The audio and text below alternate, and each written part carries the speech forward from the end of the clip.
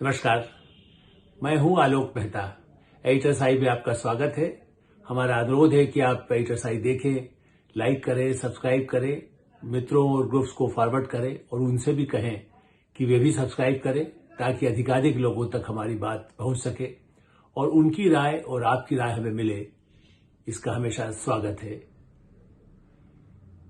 अटल बिहारी वाजपेयी भारत रत्न पूर्व प्रधानमंत्री और उनकी 100वीं जयंती पर जिस तरह से देश भर में कार्यक्रम हुए, उसे केवल स्मृति के रूप में माना जाना मैं समझता हूं कि उचित नहीं होता और इसीलिए उत्तर प्रदेश और मध्य प्रदेश दोनों के लिए, बल्कि देश के लिए एक महत्वपूर्ण जो योजना वर्षों से विचाराधीन रही, क्रियान्वित कैसे हो, आज उसका एक तरह से खुद प्रधानमंत्री नरेंद्र मोदी ने मध्य प्रदेश में चंबल, काली सिंध और बेत, उत्तर प्रदेश और मध्य प्रदेश दोनों को लाभ देने वाली, नदियों को जोड़ने वाली योजनाओं का एक तरह से लोकार्पण किया, उसके शुभारंभ किया।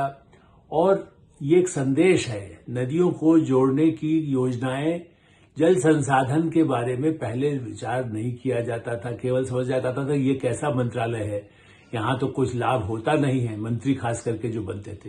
लेकिन पिछले वर्षों के दौरान प्रधानमंत्री नरेंद्र मोदी, इससे पहले पिछले कार्यकाल में भी जब नितिन गडकरी के पास भी मंत्रालय रहा और उसके बाद गजेंद्र सिंह शेखावत के पास भी रहा, इस दृष्टि से कई तरह की योजनाएं बनती रही, गंगा यमुना, लेकिन साथ साथ नदियों को जोड़ने पर लोग सवाल भी करते थे कि कब पूरा होगा और आगे के लिए भी कई योजनाएं जो विचाराधीन है उनको क्रियान्वित किया जाएगा।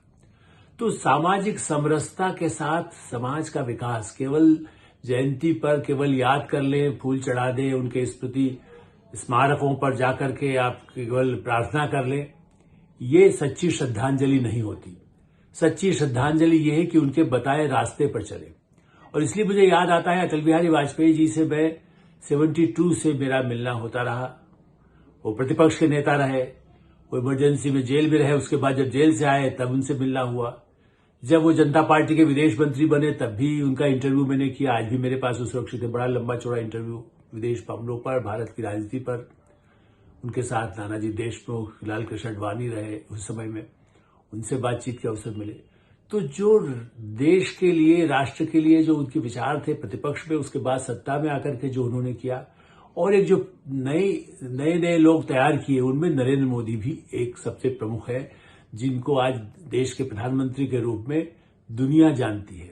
और भारत में उन योजनाओं को, जैसे सड़क, जब वो गुजरात के मुख्यमंत्री थे और या शिवराज सिंह मध्य प्रदेश के मुख्यमंत्री रहे, विभिन्न राज्यों में मनोहर लाल यदि हरियाणा में मुख्यमंत्री रहे, तो उन सभी प्रदेशों में जिस ढंग से विस्तार हुआ है, और ऐसा नहीं है केवल भारतीय जनता पार्टी के मुख्यमंत्री हो, नीतीश कुमार, बिहार में चुनाव होने जाएंगे अगले साल, वहां सड़कों का जो विस्तार हुआ है, मैंने खुद जाकर के देखा है कितना बुरा हाल होता था एक समय में, आज से 20 वर्ष पहले। और पिछले 10 वर्षों में जो सड़कों का विकास हुआ, स्कूलों का विकास हुआ, जो प्रधानमंत्री के रूप में केवल नरेंद्र मोदी ने जो नई शिक्षा नीति बनाई उसका तो लाभ है ही, लेकिन इससे पहले जो नीतियां जो चाहते थे अटल बिहारी वाजपेयी, चूंकि वो शिक्षा के प्रति उनका लगाव था, उनके साथ के डॉक्टर मुरली मनोहर जोशी शिक्षा मंत्री, उस समय मानव संसाधन मंत्री रहे। लेकिन हाल के वर्षों में जिस तरह से उच्च शिक्षा या प्राथमिक शिक्षा के लिए विकास की दृष्टि से जो गति आगे बढ़ रही है, ये अटल जी को असली श्रद्धांजलि है। सड़कों का जाल बिछने से, रेलों का जाल बिछने से, जो आज से 20 वर्ष पहले सोचा जा रहा था, आज 99 से लेकर 2004 तक अटल बिहारी वाजपेयी प्रधानमंत्री रहे। और इसलिए लोग ये कहते हैं ना, आप गांधी का नाम लेते हैं, महात्मा गांधी का नाम लेते हैं, नेहरू का नाम लेते हैं, जिनका नाम लेते हैं, क्या उनकी योजनाओं को सही क्रियान्वित, उनके सपनों को साकार किया? तो जिन लोग नहीं कर पाए, तो ये महात्मा गांधी का भी सपना है, केवल अटल बिहारी वाजपेयी के सपने की बात नहीं। गांवों का, जीर्ण शीर्ण गांवों का विकास कैसे हो, आदिवासी क्षेत्रों का विकास कैसे हो, उनके नेता कैसे आगे बढ़े, उनके कार्यकर्ता कैसे आगे बढ़े। सामान्य शिक्षक वर्ग से ही आने वाली, झोपड़ी से निकली हुई द्रौपदी मुर्मू जी आज राष्ट्रपति के पद पर है। यही वो मार्ग है जो महात्मा गांधी का सपना था। तो गांधी के देश से आए हुए उन सपनों को यदि आप साकार करते हैं, विदेशों के साथ शांतिपूर्ण संबंध हो, हमलों के नहीं मैत्री के संबंध हो, चीन के साथ संवाद, आप देखिए अमेरिका के साथ एस जयशंकर आज अमेरिका गए हैं। यही ध्वनि हिंदी को लेकर, भारतीय भाषाओं को लेकर के जो अटल बिहारी वाजपेयी सोचते थे, 77 जिस समय वो विदेश मंत्री बनाए गए तो संयुक्त राष्ट्र में पहला हिंदी में भाषण अटल जी ने दिया था। आप प्रधानमंत्री नरेंद्र मोदी जब राष्ट्राध्यक्षों से मिलने जाते हैं, कोई मीटिंग होती है तो उस पर वो हिंदी में बात करते हैं। ये है कार्यक्रमों का, सिद्धांतों का क्रियान्वयन। हर का सबका कर्तव्य है कि आप यदि केवल आदर्शों की बात न करें, अपने जैसे कहते हैं श्राद्ध किया जाता है, लेकिन आप अपने उन पूर्वजों के प्रति कोई उनके भावनाओं को, उनके आदर्शों को नहीं अपनाते हैं तो श्राद्ध केवल एक औपचारिकता हो गई। जैसे आप साल में एक बार महात्मा गांधी को माला पहना दीजिए और उनके किसी आदर्श का पालन न करें। इस दृष्टि से मुझे लगता है कि जिस समय पंडित मदन मोहन मालवीय की भी जयंती आज रही और उनको भी सबने प्रणाम किया, लेकिन मदन मोहन मालवीय की बताए हुए नीति, आर्थिक दृष्टि से जिन्होंने जितना बड़ा काम किया, काशी विश्वविद्यालय को बनाने का, काशी हिंदू विश्वविद्यालय यदि कहे, तब तो कोई हिंदू मुस्लिम की बात नहीं थी। एक समय में अलीगढ़ मुस्लिम यूनिवर्सिटी बना तो वहां काशी हिंदू विश्वविद्यालय बना, और काशी एक बड़ा केवल धार्मिक क्षेत्र नहीं, एक शैक्षणिक केंद्र के रूप में वर्षों से, जिसको वैसे तो सैकड़ों वर्षों से कहेंगे, यदि आप तुलसीदास के काल का कहें, उससे पहले का कहें, तो काशी का एक महत्व रहा। लेकिन शिक्षा की दृष्टि से भी वो कैसे और अधिक सुसंस्कृत रहे, कितना सुरक्षित रहे, उसकी और भारत में शिक्षा के केंद्र और अच्छे बन सके, काशी या दूसरे सब जगह जो विश्वविद्यालय है उनमें कैसे प्रगति हो सके, ये लक्ष्य बनाकर आगे बढ़ने के प्रयास हों। नीतियां बनती है, उनका क्रियान्वयन राज्यों की सरकारों पर है। चूंकि शिक्षा और स्वास्थ्य, दीनदयाल उपाध्याय का नाम लेने वाली पार्टी यदि दीनदयाल उपाध्याय के नाम पर योजना शुरू करे, पहले कई योजनाएं शुरू होती थी लेकिन नाम उनका वो रखने जाने से, सड़क का नाम, ग्रामीण रोजगार का नाम यदि आप कुछ और रख दें, लेकिन उसके बाद यदि उसका क्रियान्वयन नहीं हो तो उससे जनता में एक और ज्यादा विश्वास पैदा होता है, विश्वसनीयता खत्म होती है लोकतंत्र के प्रति कि देखिए वायदे किए जाते हैं। आज भी ये सच है कि सारे वायदे पूरे नहीं होते, इसीलिए दिल्ली के मुख्यमंत्री अरविंद केजरीवाल, उनके झूठ बने, इसको कह सकते हैं असत्य, यदि झूठ को यदि संसदीय भाषा कहें, लेकिन पोस्टर तो लगे हुए हैं कि वो झूठे वायदे करते हैं। उन्होंने कहा 1000 रुपये महिलाओं को दे दिया जाएगा, फॉर्म भरवा लिए गए, नहीं दिया, या कई ऐसे वायदे जो दिखाए गए कि हाँ यहाँ चिकित्सा की सुविधाएं हैं, चिकित्सा की सुविधाएं नहीं है। अभी भी कह रहे हैं सबको मुफ्त सुविधा मिलेगी, लेकिन अस्पताल में आज भी जाइए, गरीब आदमी सरकारी अस्पताल में भी यदि उसका हार्ट का कुछ प्रॉब्लम है तो 50,000 रुपया लेते हैं। यदि उसका ब्यौरा चाहिए तो हम लोगों के पास, कई पत्रकारों के पास उपलब्ध मिलेगा। तो इस तरह के वायदे न हो। यदि आयुष्मान भारत की योजना हो, या शिक्षा की योजना हो, सड़क की योजना हो, परमाणु ऊर्जा की योजना हो, या सौर ऊर्जा की योजना हो। अटल बिहारी वाजपेयी ने, जब सुरेश प्रभु को मंत्रालय दिया गया था जिसमें सौर ऊर्जा और इस तरह की ऊर्जा के बारे में था, तब इतना कम बजट होता था क्योंकि सब संसाधन नहीं थे। आज देश में सौर ऊर्जा में कई प्रदेशों में इस तरह के हैं जो दुनिया में लोग भारत को मानने लगे हैं कि सौर ऊर्जा में हम कितना तेजी से आगे बढ़ रहे हैं।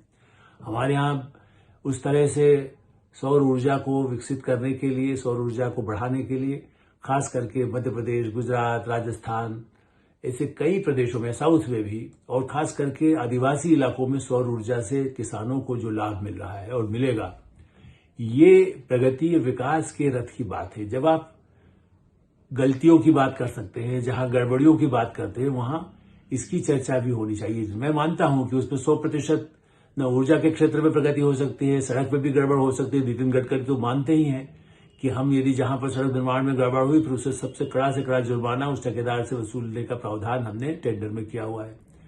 यदि भ्रष्टाचार होता है तो वही, जहां मध्य प्रदेश में भी भाजपा की सरकार रही, उस समय के भी कई नेताओं को या उनके अधिकारियों पर आज भी कार्रवाई, छापे पड़ रहे हैं। जो अधिकारी भ्रष्ट है तो उनकी पहचान करके उनके ऊपर क्यों नहीं कार्रवाई होनी चाहिए। किसी भी प्रदेश में हो, चाहे वो उत्तर प्रदेश हो, बिहार हो, झारखंड हो, उसमें सरकार किसकी है इस पर सवाल नहीं है। तमिलनाडु में किसकी सरकार है, वो डीएमके की है। यदि कांग्रेस की सरकार कर्नाटक में है, हिमाचल में उनकी सरकार है, आम आदमी पार्टी की पंजाब में सरकार है। क्या उन पर भ्रष्टाचार पर कार्रवाई करना पूर्वाग्रह होगा? क्या अब तो ये हो गया कि मानव अधिकार आयोग के लिए भी मैंने बड़े न्यायमूर्ति का नियुक्ति किए जाने पर भी कांग्रेस को कष्ट है कि नहीं, ये तरीका ठीक नहीं है। भाई, सुप्रीम कोर्ट के जस्टिस को यदि अपॉइंट किया जाता है, जो परंपरा रही है, उसमें यदि 3 नाम है, 5 नाम है, उनमें से जो उपयुक्त लगता है और सरकार उसकी जब नियुक्ति करती है, राष्ट्रपति नियुक्ति करते हैं, तो उसमें तो कहीं किसी को आपत्ति नहीं होना चाहिए। लेकिन हम अपनी मर्जी का ही मानव अधिकार आयोग का भी अध्यक्ष बनाएं, हम अपनी मर्जी का नेता बनाएं। राहुल गांधी ये चाहते हैं कि आज भी वो सत्ता के हिसाब से काम करें। ये काम अटल बिहारी वाजपेयी प्रतिपक्ष में रहे, लेकिन कभी भी हमने उनको नहीं देखा कि उन्होंने इस तरह का कोई व्यवहार किया हो। सुषमा स्वराज, वो भी प्रतिपक्ष में रही, बड़ी प्रमुख नेता के रूप में रही, लेकिन जितना उन्होंने सहयोग किया अच्छे कामों के लिए, आज कांग्रेस पार्टी और उनके कई सहयोगी दल या उनके नेता जिस तरह से असहयोग करते हैं, उनमें कुछ अपवाद हैं। शशि थरूर कई अच्छी चीजों की तारीफ करने लगते हैं, तो उनके बारे में शंका होती क्या वो बीजेपी में तो नहीं जा रहे हैं। इसलिए सकारात्मक दृष्टिकोण से ही आप यदि मदन मोहन मालवीय को, महात्मा गांधी को, अटल बिहारी वाजपेयी को, महात्मा गांधी को जब स्मरण करते हैं और इस समय केवल राजनीतिक लाभ या स्वार्थ न देखकर देश के हित में जब सोचते हैं, तो उससे जनता में लोकतंत्र के प्रति आस्था बढ़ती है और उसके साथ साथ उसका लाभ दूरगामी होता है। जहां स्कूल नहीं है, जहां पानी की पीने की सुविधा नहीं थी, जहां अस्पताल के प्राथमिक चिकित्सा केंद्र नहीं थे, वहां यदि सुविधाएं उपलब्ध होने लगे और उसमें सुधार होता रहे, निरंतर प्रक्रिया है। आज भी भारत में डॉक्टरों की कमी है, आज भी भारत में संसाधनों की कमी है, उद्योगों के जो प्रदूषण से उतना प्रभावित न हो, विदेशी पूंजी निवेश बड़े पैमाने पर आने की यदि बात होती है, उसमें इस बात को भी सुनिश्चित किया जाने का प्रयास हो रहा है। अनुबंध में तय होता है कि आप प्रदूषण को वाली ऐसी इंडस्ट्री न लगाएंगे, या जब उनसे होता है तो उसको रोकने के लिए क्या उपाय हो सकते हैं, उसको सुनिश्चित करेंगे। यही भारत की विकास की जो नई धारा है, उसका लाभ मिल सकेगा। और यही हमारे, जैसे हम कहते हैं, पूर्वजों को, महापुरुषों को सच्चा नमन, सच्ची श्रद्धांजलि केवल फूल माला चढ़ाना, भाषण देना या पोस्टर लगाना या विज्ञापन में बड़े बड़े 2-2 पेज का छाप देने से श्रद्धांजलि नहीं होती। श्रद्धांजलि यह है कि उनके बताए हुए कार्यों को और यथासंभव अधिकाधिक लोगों का सहयोग लेकर के, राजनीतिक पूर्वाग्रहों से हट करके जो जनता के कल्याण की योजनाएं हैं, उनका क्रियान्वयन हो, यही सबका लक्ष्य होना चाहिए। उम्मीद करना चाहिए कि यही परंपरा सबको साथ लेकर, सबको आगे बढ़ाने का, और जिस तरह कह सकते हैं कि लोकतंत्र में लोगों की आस्था बढ़ सके, यही प्रयास होते रहे। एडिटर साहिब में हम यही विराम देते हैं। आप एडिटर साहिब देखते रहें, लाइक करें, सब्सक्राइब करें, मित्रों को उसको फॉरवर्ड करें और आपकी जो राय हो उससे हमें अवश्य अवगत कराएं। धन्यवाद, नमस्कार।